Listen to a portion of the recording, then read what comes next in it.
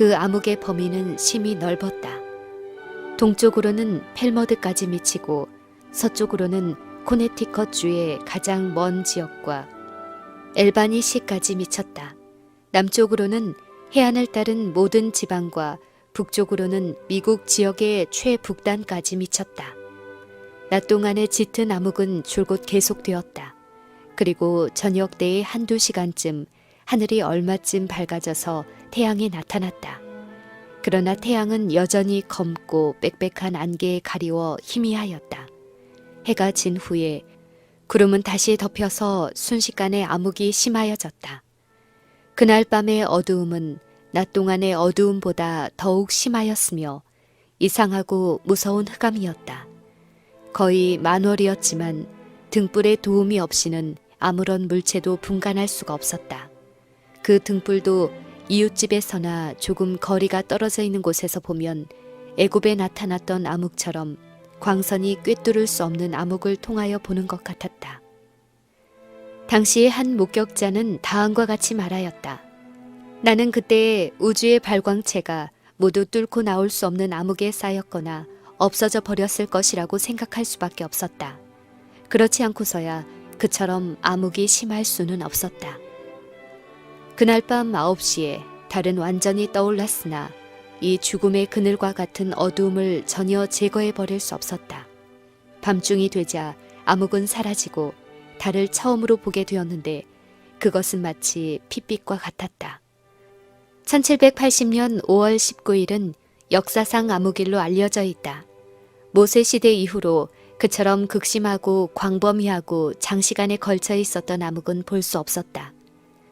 그러나 실제로 이 암흑일을 목격한 사람들의 기록은 선지자 요엘이 이미 그 사건이 성취되기 2500년 전에 기록한 성경 말씀을 되풀이한 데 불과하다.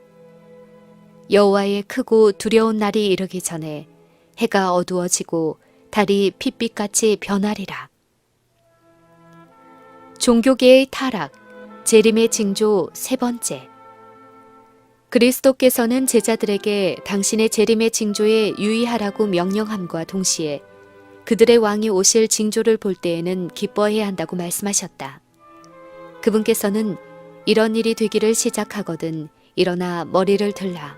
너희 구속이 가까웠느니라고 말씀하셨다.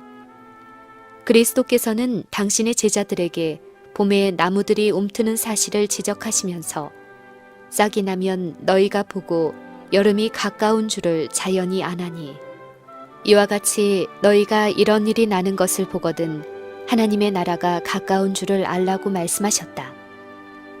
그러나 교회 안에서 겸손과 헌신의 정신이 교만과 형식주의로 바뀌고 있는 동안 그리스도에 대한 사랑과 그분의 재림에 대한 믿음은 점점 식어져 버렸다.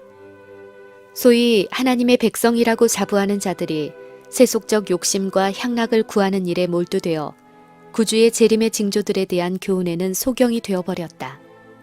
재림의 교리는 등한히 여겨졌고 재림에 관한 성경절들은 곡해로 가리워져서 마침내 그것은 거의 대부분 무시되고 잊어버린 바 되었다. 특별히 그와 같은 현실은 미국의 각 교회들에 있어서 그러하였다. 사회의 각 계급에서 누리는 자유와 안락, 부와 사치에 대한 욕망은 사람들로 돈 버는 일에 몰두하게 하고 모든 사람이 다 자기의 손에 넣을 수 있을 것처럼 보이는 명예와 권력에 대한 열렬한 욕망은 사람들로 하여금 그들의 흥미의 중심을 이 세상의 사물에 두게 하고 현세의 모든 사물을 파괴해버릴 그 엄숙한 날이 아주 먼 장래의 일로 제쳐놓게 하였다. 구주께서는 당신의 제자들에게 당신의 다시 오심에 대한 징조들을 말씀하시면서 재림 직전에 있을 타락 상태에 대하여 예언하셨다. 마치 노아의 때와 같이 세속적 업무와 향락을 구하는 일, 곧 사고 팔고 심고 집 짓고 장가가고 시집가면서 하나님과 내세는 잊어버리게 될 것이다. 이런 세대에 살 사람들을 위한 그리스도의 권고는 아래와 같다. 너희는 스스로 조심하라. 그렇지 않으면 방탕함과 술 취함과 생활의 염려로 마음이 둔하여지고 뜻밖의 그날이 덫과 같이 너희에게 임하리라. 이러므로 너희는 장차 올 이 모든 일을 능히 피하고 인자 앞에 서도록 항상 기도하며 깨어 있으라. 이 시대의 교회의 상태는 요한계시록에서 구주께서 하신 말씀, 곧 내가 살았다 하는 이름은 가졌으나 죽은 자로다 라고 하신 말씀에 지적되어 있다. 또한 저희의 부주의하고 안일한 상태에서 각성하기를 거부하는 자들에게 만일 일 깨지 아니하면 내가 도적같이 이르리니 어느 시에 내게 임할는지 네가 알지 못하리라는 엄숙한 경고가 주어졌다. 사람들은 자기들의 위험을 깨닫고 은혜의 끝과 관련된 엄숙한 사건들을 위하여 준비하여야 할 필요가 있다. 하나님의 선지자는 여호와의 날이 크고 심히 두렵도다. 당할 자가 누구이랴? 라고 말하고 있다. 누가 능히 그 눈이 정결하심으로 악을 참아보지 못하시며 폐역을 참아보지 못하시는 분께서 나타나실 때에 그 앞에 서겠는가? 나의 하나님이여 우리가 주를 아나이다 라고 부르짖으면서도 하나님의 언약을 범하고 다른 신에게 예물을 드리고 죄를 마음에 감추며 불의한 길을 사랑하는 자들에게 여호와께서는 주의 날에 관하여 다음과 같이 말씀하셨다. 어찌 어두워서 빛이 없음이 아니며 캄캄하여 빛남이 없음이 아니냐. 그때에 내가 등불로 예루살렘에 두루 찾아 무릇 찢기같이 가라앉아서 심중에 스스로 이르기를 여호와께서는 복도 내리지 아니하시며 화도 내리지 아니하시리라. 내가 세상의 악과 악인의 죄를 벌하며 교만한 자의 오만을 끊으며 강포한 자의 거만을 낮출 것이며 그들의 은과 금이 여호와의 분노의 날에 능히 그들을 건지지 못할 것이며 그들의 재물이 노략되며 그들의 집이 황무할 것이라. 선지자 예레미야는 그 두려운 시기를 바라보면서 내 마음속이 아프고 내 마음이 답답하여 잠잠할 수 없으니 이는 나의 심령 내가 나팔 소리와 전쟁의 경보를 들음이로다. 패망의 패망이 연속하여라고 부르짖었다. 그날은 분노의 날이요 환난과 고통의 날이요 황무와 폐괴의 날이요 캄캄하고 어두운 날이요 구름과 흑암의 날이요 나팔을 불어 경고하는 날이로다. 여호와의 날이 임하면 땅을 황무케 하며 그 중에서 죄인을 멸하리라. 재림과 하나님의 경고. 그 크고 두려운 날에 대하여 하나님의 말씀은 가장 엄숙하고 감동적인 말로써 하나님의 백성들에게 그들의 영적 혼수 상태에서 깨어 회개와 겸손으로 하나님의 자비를 구하라고 호소한다. 시온에서 나팔을 불며 나의 성산에서 호각을 불어 이 땅 거민으로 다 떨게 할지니 이는 여호와의 날이 이르게 됨이니라. 이제 임박하였으니 거룩한 금시계를 정하고 성회를 선고하고 백성을 모아 그 회를 거룩해 하고 장로를 모으며 소아와 젖먹는 자를 모으며 신랑을 그 방에서 나오게 하며 신부로 그 골방에서 나오게 하고 여호와께 수종드는 제사장들은 낭실과 단 사이에서 울라. 너희는 이제라도 금식하며 울며 애통하고 마음을 다하여 내게로 돌아오라 하셨나니 너희는 옷을 찢지 말고 마음을 찢고 너희 하나님 여호와께로 돌아올지어다. 그는 은혜로우시며 자비로우시며 노하기를 더디하시며 인애가 크시도다. 하나님의 날에 설 수 있는 백성들을 준비시키기 위하여서는 하나의 큰 개혁이 이루어져야 할 것이었다. 당신의 백성이라고 공언하는 사람들 중에 대부분이 영원한 것을 위하여 준비하지 않고 있음을 보신 하나님께서는 당신의 자비로써 그들을 혼수 상태에서 깨워 주님의 재림을 위하여 준비를 갖추게 하시고자 경고의 기별을 보내실 예정이었다. 그 경고의 기별은 요한계시록 14장에 기록되어 있다. 거기에 하늘의 천사들에 의하여 전파되는 삼중 기별이 기록되어 있다. 그리고 그 다음으로 즉시 인자가 와서 땅에 익은 곡식을 거두어 드리는 사건이 전개되고 있다. 경고의 첫째 기별은 심판이 임박하였다는 것을 선포한다. 선지자는 공중을 날아가는 한 천사를 보았다. 그는 땅에 거하는 자들 곧 여러 나라와 족속과 방언과 백성에게 전할 영원한 복음을 가졌더라. 그가 큰 음성으로 가로되 하나님을 두려워하며 그에게 영광을 돌리라. 이는 그의 심판하실 시간이 이르렀음이니 하늘과 땅과 바다와 물들의 근원을 만드신 이를 경배하라 하더라. 이 기별은 영원한 복음의 한 부분으로 전파되어야 한다. 복음의 전파는 천사에게 위임된 것이 아니고 사람에게 위임된 것이다. 거룩한 천사들은 복음 전파의 사업을 지도할 책임을 맡아 인류의 구원을 위한 큰 운동을 담당하고 있다. 그러나 실제적으로 복음을 전파하는 일은 지상에 있는 그리스도의 종들을 통하여 이루어진다. 하나님의 성령의 감동과 그분의 말씀의 교훈을 순종한 충성된 종들은 이 경고를 세상에 전파하여야 했다. 그들은 어두운 데 비추는 등불과 같이 샛별이 마음에 떠오르기까지 확실한 예언에 유의하는 사람들이었다. 그들은 하나님의 지식을 감추인 모든 보화보다도 더욱 값진 것으로 찾아 구하고 지혜를 얻는 것이 은을 얻는 것보다 낫고 그 이익이 정금보다 낫다고 생각하는 사람들이었다. 그러므로 여호와께서는 그들에게 하늘나라의 위대한 일들을 보이셨다. 여호와의 친밀함이 경외하는 자에게 있으며 그 언약을 저희에게 보이시리로다. 재림의 진리를 이해하고 그 진리를 전하는 일에 헌신한 사람들은 소위 학문적인 면에서 신학자들은 아니었다. 만일 신학자들이 열렬하고 경건하게 성경을 연구하는 충실한 파수꾼들이었다면 그들은 어두움의 시기를 반드시 깨달았을 것이었다. 예언은 그들에게 바야흐로 일어날 사건을 알려주었을 것이다. 그러나 그들은 그와 같은 위치에 서지 않았으므로 기별은 보다 비천한 사람들에게 주어졌다. 예수님께서는 빛이 있을 동안에 다녀 어두움에 붙잡히지 않게 하라고 말씀하셨다. 하나님께서 주신 빛을 거절하거나 그들이 받아들일 수 있는 범위 안에 있는 빛을 찾는 일을 등한히 하는 자는 암흑 가운데 버려진다.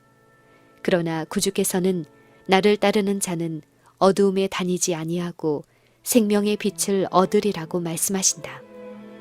전심으로 하나님의 뜻을 행하고자 하고 이미 주어진 빛을 열심으로 탐구하는 사람은 누구든지 보다 큰 빛을 받게 될 것이다. 그와 같은 사람에게는 모든 진리 가운데로 그를 인도해 줄 하늘의 광의를 지닌 어떤 별들이 보냄을 입을 것이다. 초림과 재림. 그리스도의 초림 당시에 거룩한 성 예루살렘의 제사장들과 서기관들은 이미 하나님의 말씀을 의탁받고 있었으므로 시대의 징조를 분별하고 허락하신 분의 오심을 선포할 수 있었을 것이다. 미가의 예언은 그분의 출생지를 알려주었고 다니엘은 그분의 초림의 시기를 분명하게 밝혀주었다. 하나님께서는 이미 그런 예언들을 유대의 지도자들에게 주셨으므로 그들이 메시아의 오심이 임박하였다는 사실을 깨닫지 못하고 그 사실을 백성들에게 전하지 못하였다고 할지라도 그 일을 핑계할 수는 없었다. 그들의 무지는 죄스러운 태만의 결과였다. 유대인들은 세상의 위대한 인물들에게 경의를 표함으로 사단의 종들에게 복종하는 한편 순교당한 하나님의 선지자들을 위하여 기념비를 세우고 있었다. 그들은 세속적 지위와 권력을 쟁탈하기 위한 투쟁에 몰두하였으므로 하늘의 임금께서 주시는 거룩한 영광을 잊어버렸다. 이스라엘의 지도자들은 심오하고 경건한 태도로 세계 역사상 최대의 사건, 곧 인류의 구속 사업을 완성하기 위하여 하나님의 아들이 오시는 장소, 시기, 환경 등에 관하여 연구를 하고 있어야 했다. 모든 사람들은 세상의 구속자를 영접하는 최초의 무리들 가운데 한 사람이 되기 위하여 고대하고 있어야 할 것이었다. 그러나 먼 나사렛의 산골로부터 베들레헴까지 찾아간 두 사람의 피곤한 여행자는 그 마을의 좁은 길을 동쪽 끝까지 걸어가면서 밤 동안에 쉴 곳과 잘 곳을 찾았으나 끝내 허사가 되고 말았다. 그들을 맞아들이기 위하여 문을 열어주는 집은 하나도 없었다. 마침내 그들은 비천한 한 외양간의 숙소를 정하였는데 거기서 세상의 구주께서 탄생하셨다. 세상이 창조되기 전에 하나님의 아들께서 당신의 아버지와 함께 누리셨던 영광을 목격했던 천사들은 그분께서 세상에 나타나시는 일이 모든 백성에게 최대의 기쁨을 주는 사건이 될 것으로 믿고 열렬한 관심으로 바라보았다. 천사들은 그 기쁜 소식을 받아들이기 위하여 준비하고 있는 사람들과 그 소식을 땅에 사는 사람들에게 기쁨으로 알려줄 사람들에게 그 소식을 가져가라는 명령을 받았다. 그리스도께서는 친히 인성을 쓰고 오셔서 한없이 무거운 저주의 짐을 지고 당신의 영혼을 죄를 위한 희생 제물로 드릴 것이었다. 그러나 천사들은 비록 그분께서 굴욕을 당하실지라도 그분께서는 지극히 높으신 하나님의 아들이시므로 그분의 속성에 알맞은 위엄과 영광으로 사람들 앞에 나타나실 것으로 기대하였다. 세상의 위대한 인물들이 이스라엘의 수도에 모여서 그분의 오심을 영접할 것인가? 천사들의 무리가 기다리는 사람들에게 그분을 소개할 수 있을 것인가? 한 천사는 지상으로 내려와서 예수님을 영접하기 위하여 준비하고 있는 사람을 찾아보았다. 그러나 그는 기다리고 있는 증거를 찾지 못하였다. 그는 메시아가 오실 시기가 절박하다는 것을 알려주는 찬미와 승리의 소리를 듣지 못하였다. 그 천사는 얼마 동안 택함을 입은 도성과 여러 시대를 통하여 거룩한 하나님의 임재가 나타나 있던 성전 위를 배회하였으나 거기에도 똑같은 무관심이 있을 뿐이었다. 허식과 교만으로 가득 찬 제사장들은 성전에서 더럽혀진 제물을 드리고 있었다. 바리새인들은 큰 소리로 백성들을 가르치거나 길거리에서 자랑스럽게 기도하고 있었다. 왕궁에서, 철학자들의 집회에서, 랍비들의 학교에서, 어디에서나 온 하늘의 기쁨과 찬양으로 가득 채운 놀라운 사건, 곧 인류의 구속자가 바야흐로 세상에 나타나신다는 놀라운 사건에 대하여 한결같이 무관심한 상태가 되어 있었다. 재림을 맞이할 준비. 사람들이 그리스도를 고대하고 있는 증거는 보이지 않고 생명의 왕을 영접할 준비도 되어 있지 않았다. 그와 같은 상태의 놀란 천사는 그 부끄러운 소식을 가지고 하늘로 돌아가려고 하였다. 그런데 그때 그는 한 무리의 목자들이 별이 총총한 밤 하늘을 바라보면서 메시아가 세상에 오실 예언을 명상하고 세상의 구속자가 오실 일을 사모하면서 밤에 그들의 양떼를 지키고 있는 것을 발견하였다. 여기에 바로 하늘의 기별을 받고자 준비된 무리가 있었다. 그리하여 갑자기 주님의 사자는 나타나서 큰 기쁨의 좋은 소식을 전하였다. 하늘의 영광이 온 들판을 두루 비치었다. 마치 한 천사가 그 소식을 전하기에는 너무 부족한 듯이 무수한 천사들이 나타나서 큰 소리로 장차 구원받은 사람들이 부를 그 노래를 합창하였다. 지극히 높은 곳에서는 하나님께 영광이요 땅에서는 기뻐하심을 입은 사람들 중에 평화로다. 베들레헴의 그 놀라운 이야기에는 참으로 훌륭한 교훈이 있지 않은가. 그것은 우리의 불신과 오만과 자부심을 진정으로 견책해 주고 있지 않은가. 그것은 우리에게 죄스러운 무관심 때문에 시대의 징조를 분별치 못함으로 권고하시는 나를 깨닫지 못하는 일이 없도록 깨우쳐주는 경고가 되지 않는가. 천사들이 메시아의 오심을 위하여 깨어있는 사람으로 발견한 자들은 유대 땅의 언덕에서 양을 치던 목자들만이 아니었다. 이방 나라에도 그분의 오심을 기다리고 있는 사람들이 있었다. 그들은 지혜 있고 고상한 동방의 철학자들이었다. 천연계를 탐구하는 학자들인 동방 박사들은 하나님의 솜씨를 통하여 하나님을 깨달았다. 히브리인의 성경에서 그들은 야곱에게서 별이 일어날 것을 알았다.